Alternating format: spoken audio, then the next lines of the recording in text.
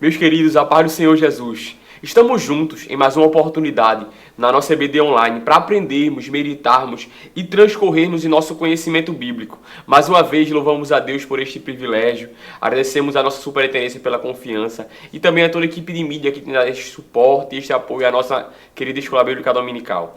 Dando prosseguimento hoje com a lição de número 5 da faixa etária dos pré-adolescentes, de 11 a 12 anos, neste trimestre tão especial que estamos estudando sobre a Bíblia, um livro inspirado. Hoje vamos estudar um pouco sobre a história das traduções. Vamos estudar um pouco sobre a origem das traduções e por que a necessidade das traduções. Por isso, o tema de nossa lição hoje é: por que tantas traduções? A lição hoje, como eu falei, que tem de número 5, está embasada no texto de Gênesis, no capítulo 11, dos versículos 1 ao 9, que é justamente a história da confusão das línguas, que é o relato da Torre de Babel. A nossa Bíblia diz de hoje está inserida no Evangelho segundo Mateus, no capítulo de número 24 e o versículo 14, que nos diz: "E a boa notícia sobre o reino será anunciada no mundo inteiro, como testemunho para toda a humanidade. Então virá o fim." Ou nas linguagens mais usadas, "E este Evangelho do reino será anunciado para todas as nações, em testemunho do Evangelho. Então virá o fim." Mateus, capítulo 24, e o versículo 14, que a nossa Bíblia diz de hoje. A nossa lição, como de costume, tem 3 objetivos principais, que são eles: reconhecer a necessidade da tradução da Bíblia, conhecer a história das traduções da Bíblia e, por fim, refletir sobre a contribuição das traduções da Bíblia para a evangelização. Como bem sabemos, um dos meios pelos quais a aprendizagem, o conhecimento é desenvolvido e adquirido é por meio da leitura. Dentre muitos mecanismos que o cérebro humano fixa ao aprendizado, fixa ao conteúdo, um deles é a leitura. Mas só é possível desenvolver a leitura, só é possível ler se conhecermos um idioma e a língua pela qual estamos transcorrendo, estamos trabalhando. Não é comum e não é simples e nem tampouco é possível dar a uma criança ou até mesmo ao ancião um texto em inglês, sendo ele português, para que ele leia. Nem tampouco para um americano, para um inglês, um texto em português, sem que ele tenha um conhecimento prévio para que assim possa ler. Da mesma maneira, é a Bíblia Sagrada. Como sabemos, ela não foi escrita no português, em nosso idioma comum. Ela foi escrita em idiomas antigos, como sabemos bem, e vamos transcorrer em nossa lição, que são o hebraico e o grego. Mas para nós, não são idiomas comuns, nem comumente usados, que dominamos e assim podemos pegar no original e ler. Por isso que é importante a tradução. Por isso que é importante que a Bíblia seja traduzida e foi traduzida para o nosso idioma, para que assim pudéssemos entender a palavra de Deus, conhecer as verdades sagradas e, por fim, praticá-las. Por isso que é importante começarmos a nossa aula de hoje, como dica pedagógica para você, professor, introduzindo e despertando a curiosidade do aluno, pegar um texto da Bíblia Sagrada em inglês, um texto em grego e um texto em hebraico e instigá-los a dizer: quem pode ler esse texto? Quem tem a capacidade de ler esse texto? Obviamente que a resposta vai ser: eu não consigo, eu não sei, eu não estou entendendo, professor. A partir daí, você pode desenvolver a sua trilha de aprendizagem, começando explicando o relato da Torre de Babel, que é justamente o conhecendo mais sobre Deus. Como sabemos, depois que Noé e sua família saem da arca, somente aquela família dá origem à humanidade, ou seja, dá continuidade, melhor dizendo, à humanidade. Por isso, todos falavam um só idioma, todos falavam uma só linguagem. Não havia diversidade de etnias, de idiomas. Todos partiam de uma única família, a família de Noé, oriundos de Sem, Cã e Jafé. Com isso, o povo se juntou em uma planície, se junta em um local, na região de Siná, como o texto vai dizer em Gênesis, e eles, por presunção e vaidade de coração, querendo desobedecer a ordem de Deus, que era se espalhar e povoar a terra, se juntam com o intuito de não se espalharem e para construir uma torre para chegar até os céus e fazerem o nome deles conhecidos. Por haver uma só linguagem, a comunicação era tranquila, a comunicação era simples e produtiva, e eles iam desenvolvendo-se. Mas Deus percebeu isso e não se agradou do intento e propósito do coração daqueles homens. Por isso ele disse: vamos descer. Eu vou descer e confundir a linguagem deles, para que assim eles não se entendam. Daí surgem os demais idiomas, as etnias, os dialetos. Por fim, os homens não conseguem mais se entender e começa a separar-se cada grupo. O grupo que fala o português, o grupo que fala o inglês, o grupo que fala o chinês, cada grupo que falava o seu dialeto, o seu idioma, se separam e se espalham na terra. E aquele projeto de chegar até o céu através de uma torre é desfeito. Mas daí surgem os diversos e inúmeros idiomas, como bem conhecemos. A partir deste pontapé inicial, entendendo a origem das línguas, a origem dos idiomas, a partir da confusão das línguas de Gênesis 11, entramos no primeiro tópico, que é justamente a necessidade da tradução. Aqui entendemos e partimos da importância da tradução bíblica, a importância da Bíblia ser traduzida para o nosso idioma, para que assim pudéssemos conhecer a palavra de Deus e seguir a trajetória e o caminho pelo qual o Senhor tem preparado para a nossa vida. Os textos no original é muito importante e são muito necessários para que assim possamos entender a história e por que precisamos conhecer a Bíblia Sagrada. Por isso que vai nos dizer no primeiro tópico: ter acesso ao texto nestas línguas seria impossível se não fossem os tradutores, ou seja, no hebraico, no aramaico e no grego.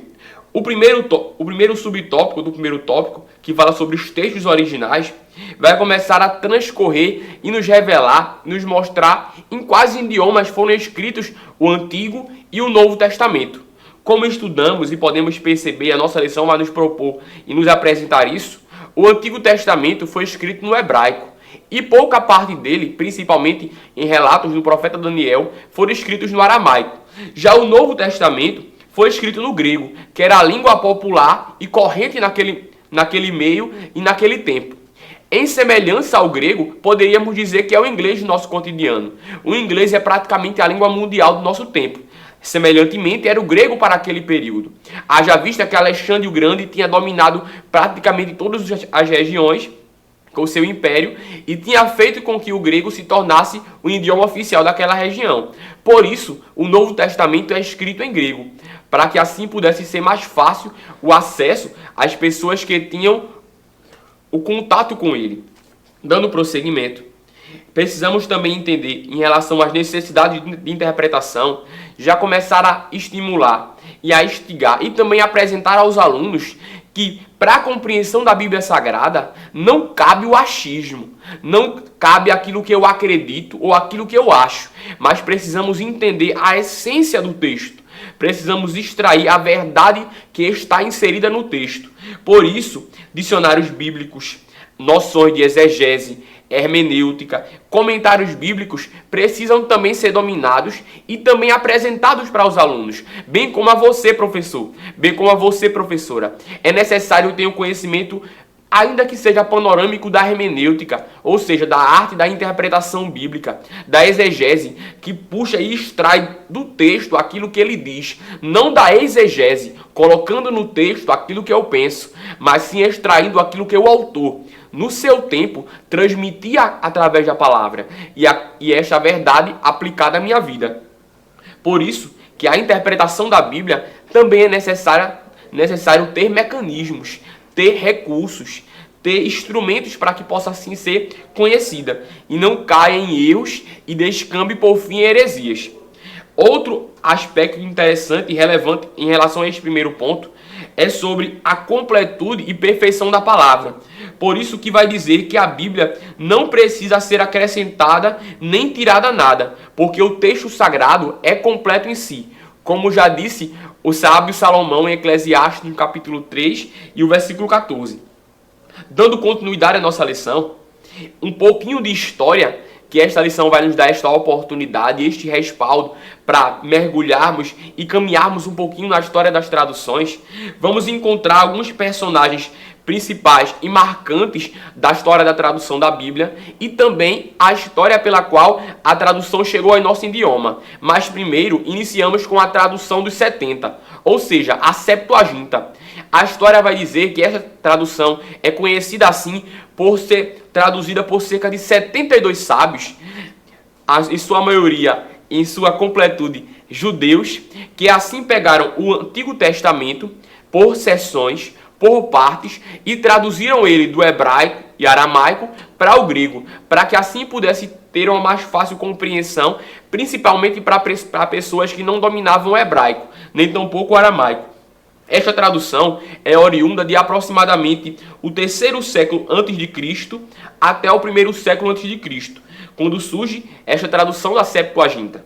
O próprio apóstolo Paulo, ao estudarmos e meditarmos nos seus escritos, vamos perceber que ele se utiliza muitas vezes desta tradução da Septuaginta, ao fazer citações e referências ao Antigo Testamento.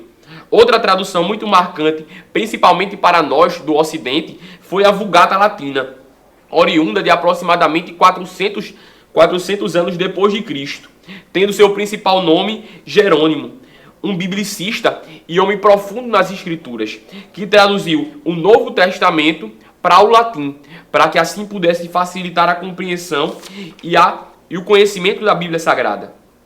Dando prosseguimento e continuidade com a história das traduções, vamos encontrar alguns nomes, principalmente de pré-reformadores, que tinham interesse de trazer a Bíblia Sagrada para o conhecimento da população em geral, haja vista que somente os papas, os padres, arcebispos e grandes pessoas da autoridade do clérigo da Igreja Católica, da Igreja Romana, tinham acesso à Bíblia em latim, mas a população em geral, o povo, como podemos até dizer numa linguagem mais chula, o povão, não tinham acesso à Bíblia Sagrada, por isso eram facilmente manipulados. Mas pessoas como John Wycliffe, do século XIV até o fim deste mesmo século, nascido em 1328 e morreu em 1384, pela perseguição da Igreja Católica, este inglês, professor de teologia e também filosofia, ele buscou traduzir partes da Bíblia para que assim pudesse a população ter acesso. Outro nome principal da história das traduções e da sua expansão foi John Huss, que também foi discípulo de John Wycliffe e trabalhou com a tradução da Bíblia para o inglês, a tradução da palavra de Deus para o inglês. Outro nome foi William Tyndale, dando continuidade ao trabalho de John Wycliffe e de John Huss. E outro nome, um dos mais marcantes da tradução da Bíblia Sagrada, foi Martinho Lutero, o grande reformador. Este, diferente de John Wycliffe, John Huss e William Tyndale, ele não foi morto pela Igreja Católica, ainda que sofreu vários atentados e perseguições. Este, diferente dos demais que buscava traduzir a Bíblia para o inglês, foi o que conseguiu traduzir toda a Bíblia Sagrada para o alemão, que era a sua língua corrente. Dando continuidade, precisamos também aproveitar o ensejo para trazer a realidade de quando a Bíblia chegou ao nosso idioma, ao português. O principal nome e a principal pessoa que temos como exemplo para isso e tradutor da Bíblia para o português foi João Ferreira de Almeida.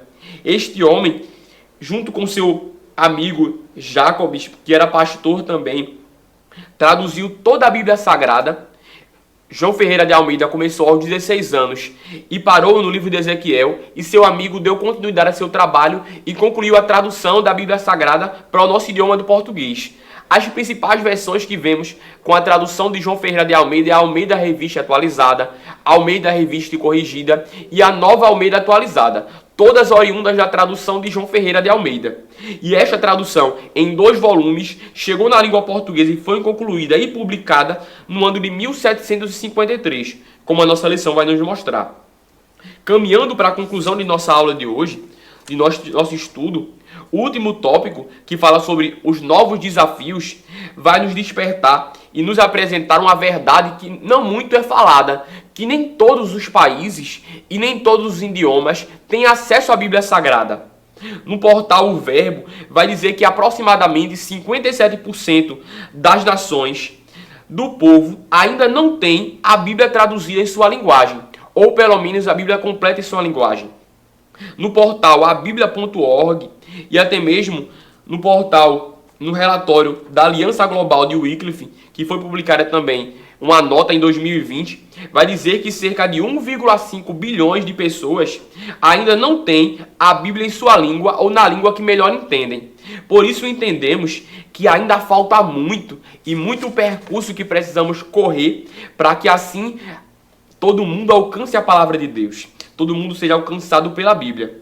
Dando continuidade, outro aspecto muito relevante é o nosso compromisso em orar e em interceder para que Deus continue levantando pessoas hábeis, capacitadas para traduzir e levar a palavra de Deus para essas pessoas que ainda não foram alcançadas, para esses idiomas que ainda não têm o acesso à Bíblia Sagrada ou não têm acesso a toda a palavra de Deus, somente a fragmentos dela.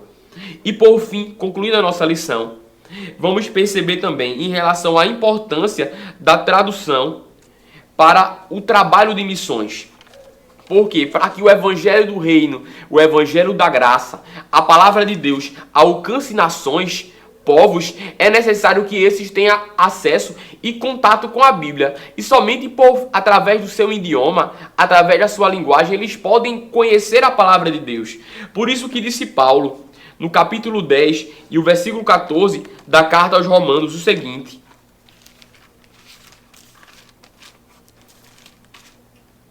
Como, porém, invocarão aquele em que não creram? E como crerão naquele de quem nada ouviram? E como ouvirão se não há quem pregue? E como pregarão se não forem enviados? Como está escrito: conformosos são os pés dos que anunciam coisas boas, ou as boas novas.